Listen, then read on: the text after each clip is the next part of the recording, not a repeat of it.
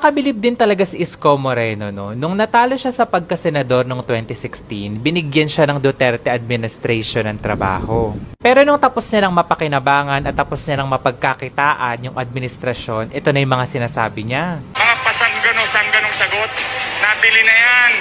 Kumita na yan noong 2016. Nabili na yan.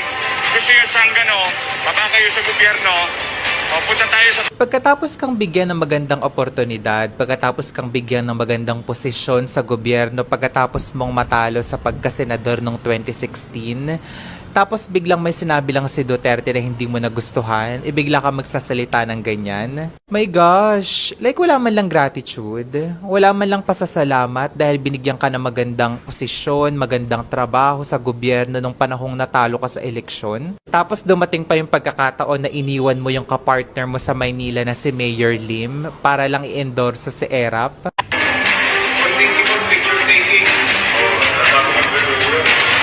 Yung mga politiko, tigilan yung tumanggap ng pera sa mga vendor.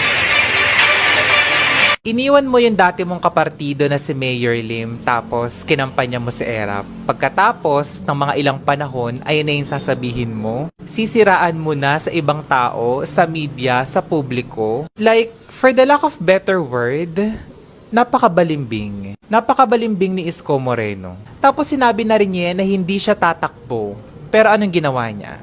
Tumakbo pa rin. My point here is, it's not a matter kung tatakbo ka ba o hindi, pero it's about kung paano mo hinahawakan yung mga salitang sinasabi mo. Tinulungan ka nung tao ng Duterte administration ng mga panahong natalo ka sa pagkasenador noong 2016. Iniwanan mo si Lim na dati mong kapartido dahil gusto mong i-endorse si ERAP.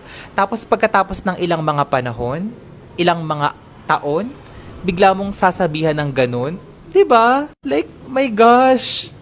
Ano yan? It's just a joke time, as in. Alam mo si Isko Moreno, pagkatapos kong malaman tong mga ganitong bagay, ang ginagawa na lang niya sa mga tao sa Maynila, ngayon sa pagtakbo niya, ngayong eleksyon, ginagawa na lang niyang entertainment. Ginagawa na lang niyang palabas, ginagawa na lang niyang katatawanan yung mga tao sa Maynila. Kung sakaling mananalo pa siya ngayon at maniniwala pa rin kayo sa mga sinabi niya, sa mga binitawan niyang salita ngayong eleksyon, ewan ko na lang sa inyo. Nakakabili...